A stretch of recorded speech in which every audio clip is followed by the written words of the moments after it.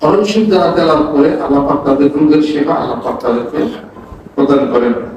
মধু খাওয়ার নিয়ম হলো ভরা পেটে মধু খাবে, ভরা পেটে মধু খাবে, খালি পেটে মধু খায় না, ডিসেন্ট্রি হতে পারে। ভরা পেটে মধু খাবে, অথবা এক গ্লাস পানির মধ্যে হাফ চামচ মধু মিশিয়ে খাবে, অথবা এক চামচ মধু এক গ্লাস পানির মধ্যে মিশিয়ে 4 মতো করে মিশিয়ে খাবে। এটা একটা খুব ভালো কাজ করবে। আর মধু যদি খালি পেটে খাইতে হয় বা এমনি যদি খান, তাহলে টাইট হাতে মধু নিয়ে মধু চাইলে সেটা খেয়ে আস্তে আস্তে করে মধু খাওয়ার নিয়ম। অথবা এক গ্লাস পানির মধ্যে এক চামচ মধু দিয়ে আপনি খাবেন। এক কাপ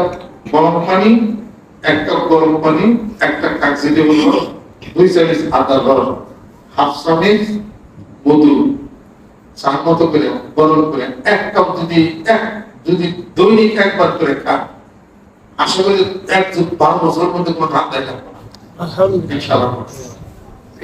এমন একটা মেডিসিন, এটা ডেঙ্গুর চিকিৎসা, এটা করোনার চিকিৎসা, গ্যাস তো ভালো ভ্যাকসিন আর কিছু হইতে পারে না। আদা হলো সমস্ত রোগের সেবার হলো দানা।